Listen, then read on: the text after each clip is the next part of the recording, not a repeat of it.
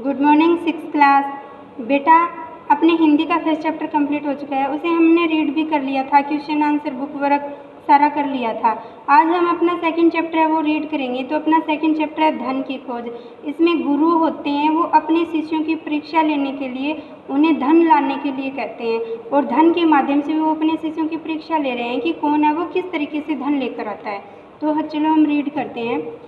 प्राचीन काल की बात है कि पुराने समय की बात है। एक गुरुकुल था। गुरुकुल होता है जहाँ पे ऋषि गुरु रहते हैं। विशाल और प्रसिद्ध, विशाल यानी बहुत बड़ा, प्रसिद्ध वह जो गुरुकुल था वो बहुत ही बड़ा था और बहुत ही मशहूर था। उसके आचार्य भी बहुत ही विद्वान और यशस्वी थे। आचार्य यानी उसमें रहने वाले गुरु थे, वो बहुत ही विद्वान थे। यशस्वी यानी जिन उनकी प्रसिद्धि है वो बहुत ज़्यादा थी। एक दिन आचार्य ने सभी विद्यार्थियों को विद्यालय के प्रांगण में बुलाया। प्रांगण होता है बड़ा आंगन, यानी विद्यालय का जो ग्राउंड होता है उसमें। उसने कहा, प्रिय छात्रों, मैंने तुम्हें एक विशेष प्रयोजन से बुलाया है। प्रयोजन का मतलब होता है बेटा कि कारण, कि कोई विशेष कारण से बुलाया है। मेरे सामने एक समस्या है। मेरी कन्या विवाह योग्य हो गई है, किंतु उसका विवाह करने के लिए मेरे पास पर्याप्त धन नहीं है। समझ में नहीं आता कि क्या करूं। गुरु हैं वो अपने शिष्यों को प्रांगण में बुलाकर कहते हैं कि मेरे सामने एक समस्या आ गई है कि मेरी बेटी है वो शादी करने के लायक हो गई है और उसकी शादी करने के लिए मेरे पास धन है नहीं, तो इसके लिए मैं क्या करूं। कुछ विद्यार्थी जिनके पिता धनवान थे आगे बढ़े और बोले, गुरुदेव, हम अपने माता पिता से धन मांग लाएंगे, आप उसे गुरु दक्षिणे के रूप में स्वीकार कर लीजिएगा। स्वीकार यानी आप उसे मान लेना या मंजूर कर लेना। जो विद्यार्थी धनवान परिवार से थे वो बोले कि गुरुदेव, हम अपने माता पिता से आपकी बेटी की शादी के लिए धन मांग कर ले आएंगे और उस धन को आप गुरु दक्षिणा के रूप में मान लेना, फिर आपकी समस्या है वो हल हो जाएगी। आचार्य बोले, मुझे इसमें संकोच होता है। जो उनके गुरु थे वो बोले कि मुझे ऐसे करने में लज्जा आती है, शर्म आती है। तुम्हारे परिवार वाले सोचेंगे कि गुरु लोभी है, कि आपके पेरेंट्स हैं वो ऐसे सोचेंगे कि इनका गुरु है वो तो लालची है, अपनी कन्या का विवाह शिष्यों के धन से करना चाहता है। आगे बढ़ते हुए शिष्य संकोचवश पीछे हट गए। आचार्य सोच में पड़े रहे। उन्होंने कहा गुरु ने कि आपके पेरेंट्स ऐसे सोचेंगे कि आपके गुरु हैं वो बच्चों से धन मंगवा रहे हैं और उससे अपनी बेटी की शादी करेंगे। ऐसा बोलने पर जो शिष्य हैं वो तो ऐसा करने के लिए पीछे हट गए कि हम ऐसा फिर नहीं करेंगे, और जो उनके गुरु हैं वो सोचने लगे कि फिर हम क्या करें।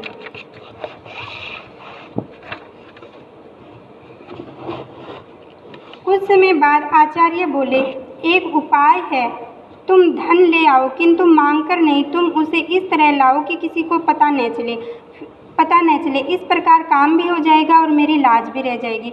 फिर उनके गुरु हैं वो उनसे कहते हैं कि आप धन को इस तरह लाओ कि आपको धन लाते हुए कोई देखे भी नहीं और इसमें मेरी लज्जा भी नहीं जाएगी, मुझे शर्म भी नहीं आएगी लेते हुए, और मेरा काम भी बन जाएगा। शिष्यों ने यह बात मान ली।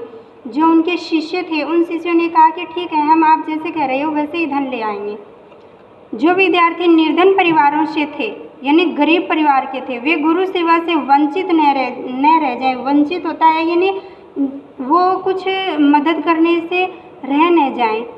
यह सोचकर आचार्य उनसे बोले, तुम लोग भी अपने अपने घरों से कुछ न कुछ ले ही आना, किंतु ध्यान रखना कि किसी की दृष्टि उस पर न पड़े। यदि किसी ने देख लिया तो वह वस्तु विवाह के लिए अशुभ हो जाएगी। गुरु ने कहा कि जो गरीब परिवार से हैं वो कुछ न कुछ तो ले ही आना, लेकिन जो वस्तु घर से उठाओ उस समय ध्यान रखना कि आपको कोई देख न ले। अगर आपको कोई देख लेगा तो वह विवाह के लिए अमंगलकारी हो जाएगी, यानी शुभ नहीं मानते हम उसे, जो कोई देख लेता है उसे। शिष्यों ने विश्वास दिलाकर कहा, हम जो कुछ भी लाएंगे इसी प्रकार छिपा कर लाएंगे। शिष्यों ने कहा कि गुरुदेव, हम छिपा कर ही लेके आएंगे, हम किसी को देखने नहीं देंगे। दूसरे दिन से आज्ञाकारी शिष्य तरह तरह की वस्तुएं लाने लगे। आचार्य भी उन्हें प्रसन्नता से ग्रहण करते रहे। ग्रहण यानी स्वीकार, लेते रहे कि जो शिष्य हैं वो गुरु को कुछ न कुछ लाके दे रहे थे और गुरु हैं वो उनसे ले रहे थे, रख रहे थे। कुछ दिनों बाद आचार्य ने देखा कि विवाह के लिए पर्याप्त सामग्री एकत्रित हो गई है। पर्याप्त यानी काफ़ी, सामग्री यानी सामान, एकत्रित यानी इकट्ठा। आचार्य ने सोचा कि विवाह करने के लिए बहुत मात्रा में सामान है वो आ गया है हमारे पास। परंतु एक विद्यार्थी ऐसा भी था जो कुछ भी न ला सका। आचार्य ने उससे पूछा, क्यों? तुम्हारे परिवार वाले क्या बिल्कुल धनहीन है कि आपका परिवार है वो क्या एकदम से गरीब है जो आप अभी तक कुछ नहीं लेके आए? विद्यार्थी बोला, आचार्यवर। बच्चे ने जवाब दिया कि हे गुरुदेव, मेरे घर में किसी प्रकार का अभाव तो नहीं है, किंतु मैं कुछ ला नहीं पाया। कि गुरुजी ऐसी कोई बात नहीं है कि मेरे घर में कुछ लाने लायक है नहीं, लेकिन मैं तो ला नहीं सका। तो गुरुदेव उनसे पूछते हैं, क्यों? क्या तुम गुरु सेवा नहीं करना चाहते? कि क्या आप गुरु सेवा नहीं करना चाह रहे हो क्या? नहीं गुरुदेव, यह बात नहीं है। कि नहीं गुरुजी, ऐसी कोई बात नहीं है। आपने कहा था कि ऐसी वस्तु लाना जिसे उठाते समय कोई देख न रहा हो। मैंने बड़ी चेष्टा का मतलब होता है कोशिश या प्रयास की। मैंने बहुत प्रयास किया, पर घर में कहीं भी ऐसा स्थान न मिला जहाँ मुझे कोई भी देख न रहा हो। तुम झूठ बोल रहे हो। कभी न कभी कोई ऐसा स्थान अवश्य ऐसा रहता होगा जहाँ कोई न हो, तभी चुपके से कुछ उठा लाओ। गुरुजी कहते हैं कि आप झूठ बोल रहे हो, ऐसी कोई ना कोई जगह तो होती है घर में, और कभी तो ऐसा टाइम मिलता ही है कि आपको कोई ना देखता हो और चुपके से उसे उठा लाओ। गुरुदेव, यह तो ठीक है, किंतु ऐसे स्थान पर कोई दूसरा रहे या न रहे, मैं तो वहाँ रहता ही हूँ। अन्य कोई देखे या न देखे, मैं तो अपने कुकर्म को देखूंगा ही। तो बच्चे ने जवाब दिया कि हे गुरुदेव, ये तो आपने कहा वो ठीक है, लेकिन दूसरा तो कोई देखे या न देखे, जो मैं बुरे कर्म कर रहा हूँ उसको दूसरा कोई देखे या न देखे, लेकिन मैं खुद तो उनको देख ही रहा हूँ ना। आचार्य ने तुरंत उस शिष्य को गले लगा लिया और कहने लगे, बस तू ही मेरा सच्चा शिष्य है। गुरुदेव ने क्या कहा, उसकी बात को सुना और उसे अपने गले से लगा लिया कि आप ही मेरे सच्चे विद्यार्थी हो। मेरे कहने पर तूने पाप मार्ग नहीं अपनाया। कि मैंने तो पाप मार्ग या बुरे मार्ग को अपनाने के लिए कहा, लेकिन मेरे कहने के बाद भी आपने पाप मार्ग को नहीं अपनाया। यह तेरे चरित्र की दृढ़ता का प्रमाण है। दृढ़ता होता है बेटा मजबूती, और प्रमाण होता है सबूत। कि आपके चरित्र की मजबूती है ये कि आपने कुमार्ग को नहीं अपनाया। यही मेरी शिक्षा की सफलता है। अपनी कन्या के विवाह के लिए मुझे धन की आवश्यकता नहीं थी। मैंने तो ऐसे युवक की खोज कर रहा था जिसके पास शील, सदाचार और चरित्र का धन हो।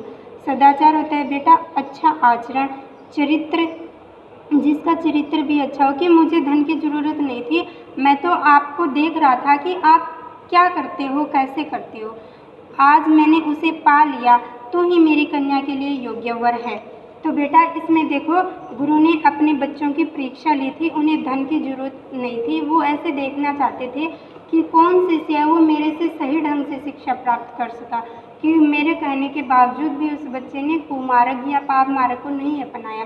वो शिष्यों की परख कर रहे थे। अपना चैप्टर कंप्लीट हो गया है बेटा। आपको इसके वर्ड मीनिंग है ना, ये वर्ड मीनिंग अच्छे से राइट करने हैं। पहले चैप्टर लिखोगे चैप्टर 2, फिर चैप्टर का नेम लिखोगे, उसके बाद में वर्ड मीनिंग अच्छे से लर्न करनी है। और आपका हिंदी में होमवर्क भी रहेगा बेटा, chapter read and word meaning learn and right. Okay.